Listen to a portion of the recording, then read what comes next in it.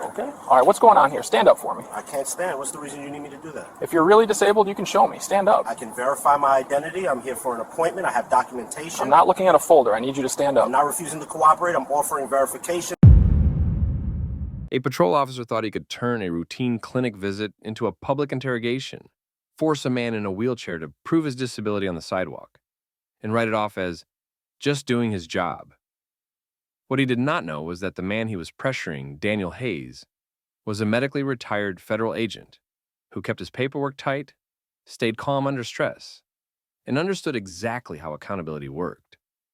And before this goes any further, the narrator wanted to say this clearly. The channel appreciated every person choosing to spend time here today. That support kept these stories going. Now, real quick, tell the channel where you were watching from, your country or your state. And if you like stories where abuse of power met receipts, footage, and real consequences, hit like and subscribe so more of these got told the right way. This started outside the Northbridge Mobility Clinic, late morning, the kind of place where people came for evaluations, fittings, therapy appointments, and transport pickups. Daniel Hayes arrived like he had done dozens of times. He moved with control, not speed. His wheelchair was fitted properly. His medical folder was in a slim bag. He had his identification ready because he had learned a long time ago that being prepared saved time and prevented misunderstandings. Officer Ryan Calder appeared at the curb line as Daniel rolled toward the ramp area near the clinic entrance. Calder did not approach like someone checking on safety. He approached like someone trying to catch a lie. He focused on the chair. He ignored the clinic sign, the accessible ramp, and the fact that staff were right inside. Calder confronted Daniel immediately. He demanded Daniel stand up and walk. Daniel did what most people were taught to do in stressful encounters. He kept his voice level and offered verification. He presented identification. He indicated he could provide medical documentation.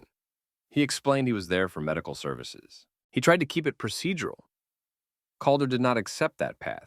He rejected the ID at a glance. He treated the medical proof like a prop. He kept returning to the same demand, pushing Daniel to perform for him in public.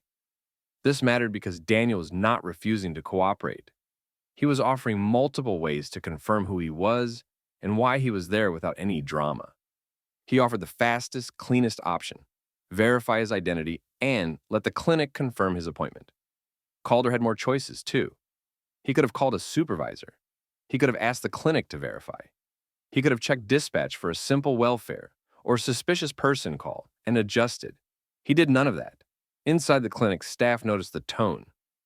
Maya Patel, who managed the front desk most mornings, came out after seeing the confrontation through the glass. She did what staff at medical facilities were trained to do. She asked what the issue was and offered to verify Daniel through the clinic system.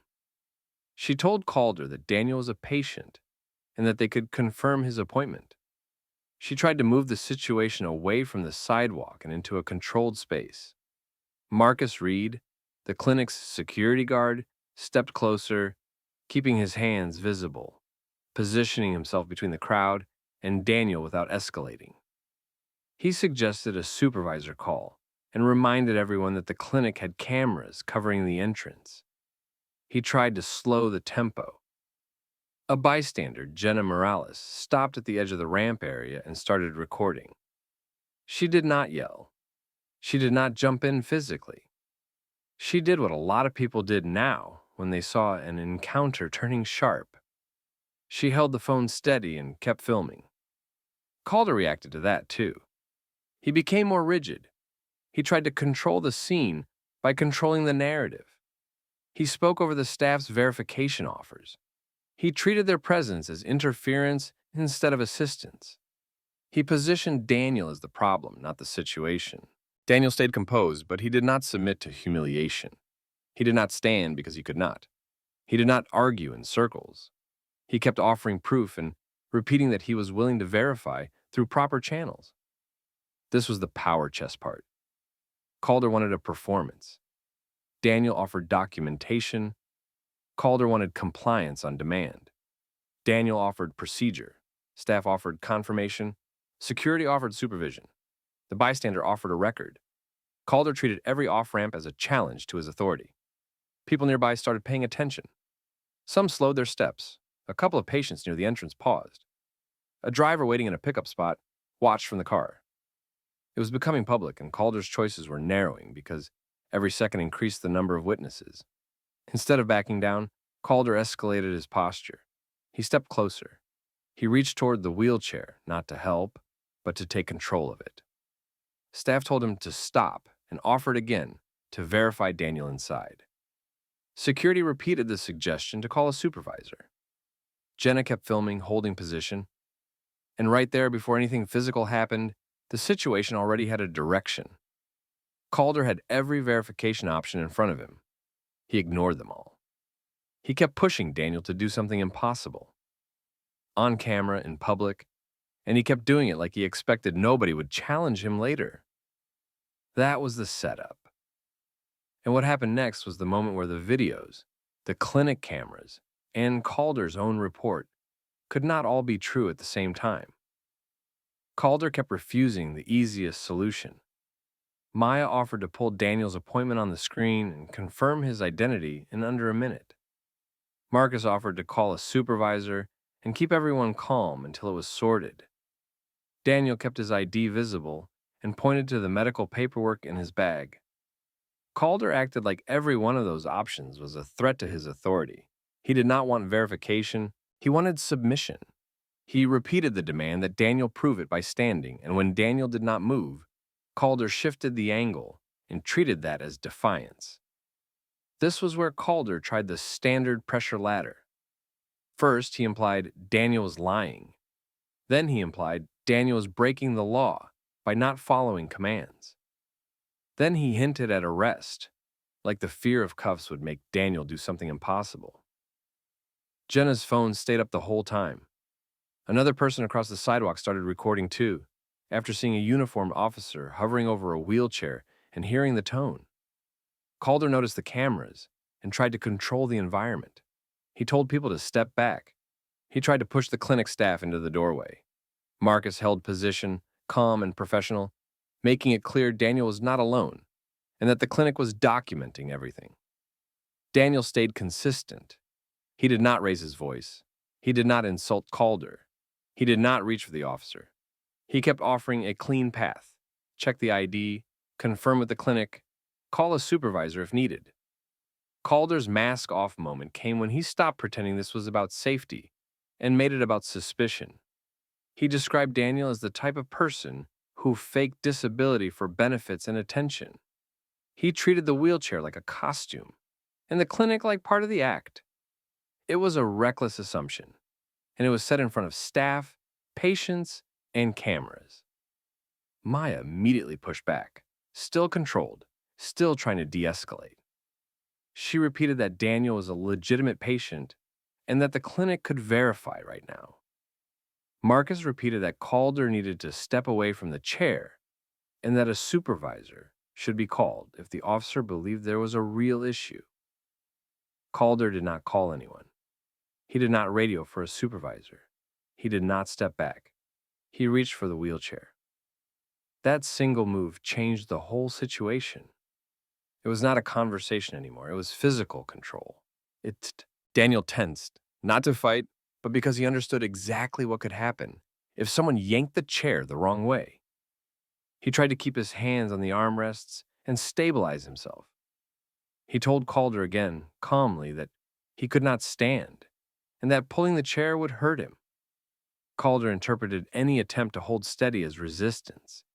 He grabbed the chair and pulled it hard, as if he was trying to force Daniel to show something.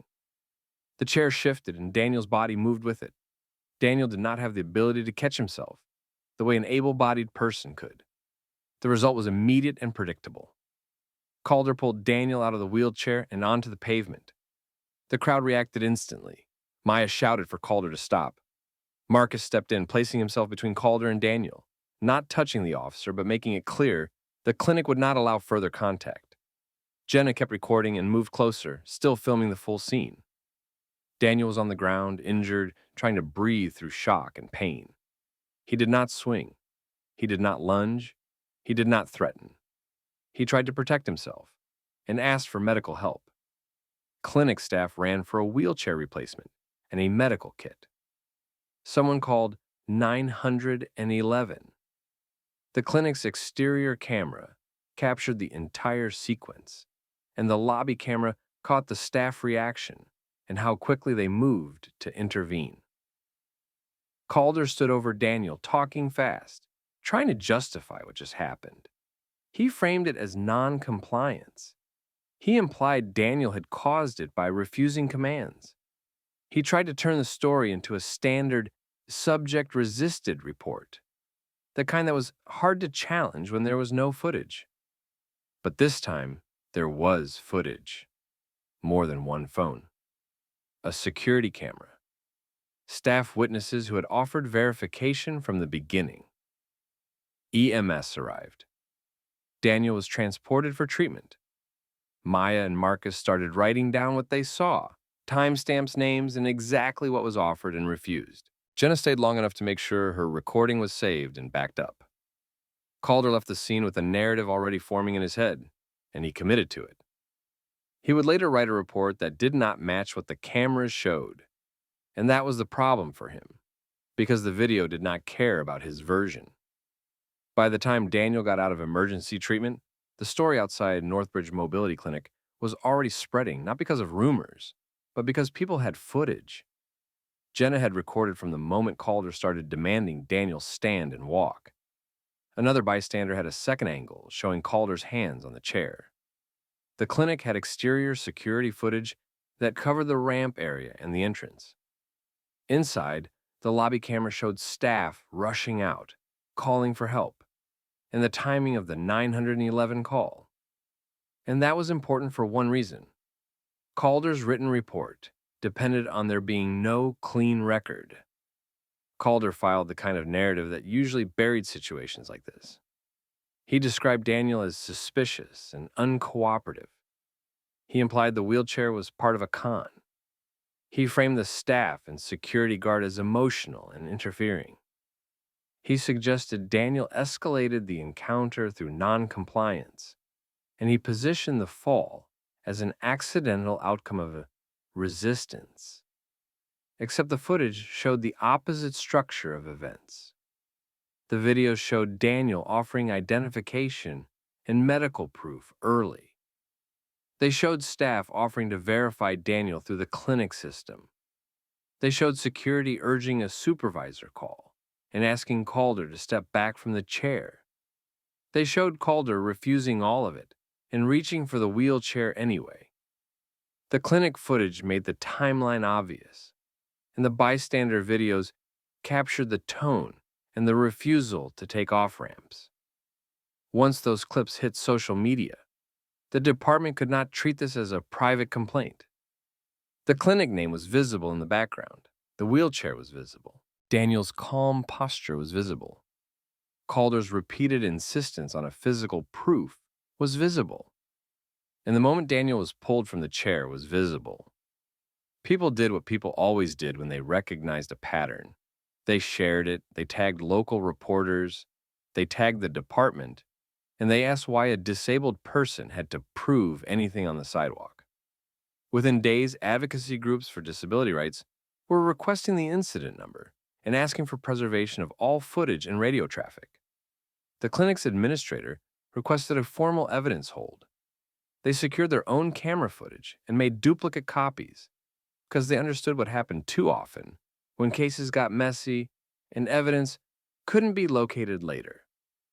Marcus, the security guard, wrote a detailed incident statement with timestamps and the exact de-escalation steps offered. Maya collected staff names and brief written observations while memories were fresh. Daniel's injuries were serious enough that he could not just shrug it off and go home. He faced complications that required follow-up care and disrupted his daily independence.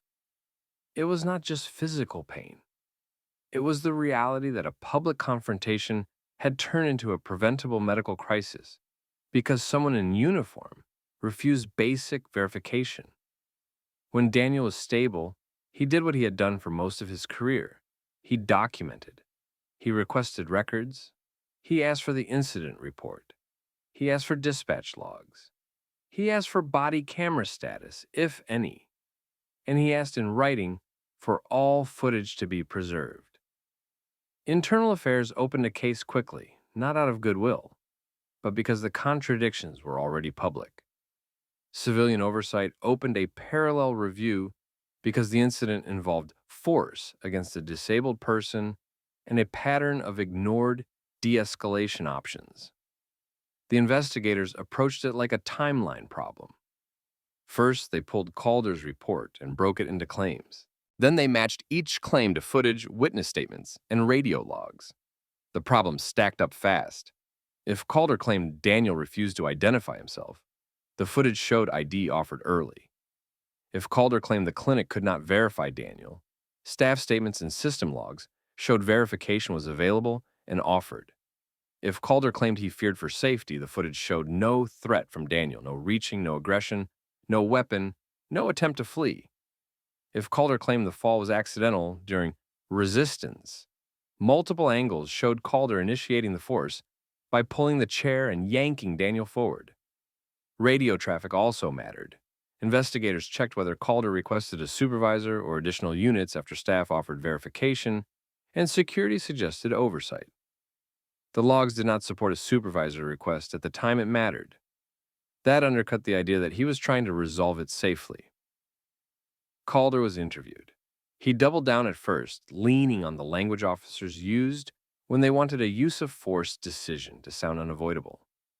But unlike a normal complaint, this one was not based on memory versus memory. It was memory versus video. When confronted with footage that contradicted his key claims, Calder shifted. He moved from certainty to misunderstanding. He hinted at poor angles, like the cameras missed something. The investigators kept it simple. They had multiple angles. They had timestamps. They had clinic security footage that showed the full sequence without edits. Then they looked at the broader context. They reviewed Calder's history for similar complaints involving people with disabilities or people he labeled as faking. They checked training records. They checked whether he had been flagged before. They checked supervision patterns, including whether he was being coached or ignored. While the investigations moved, the public pressure increased. Local media ran the clips with interviews from disability advocates, explaining how dangerous it was to treat a wheelchair like a negotiable detail. Community members showed up at oversight meetings asking what discipline would look like and whether the department would try to quietly close it. Daniel stayed mostly out of the spotlight at first. He did not need a viral moment. He needed accountability and a safe path forward. But when he did speak through his attorney, the message was clear. He had offered proof repeatedly, and Calder chose humiliation and force instead. By the end of the initial internal affairs review window, Calder was placed on suspension. The department could not justify leaving him in the field while the footage contradicted his report and supported excessive force. And once suspension happened, the next question was unavoidable.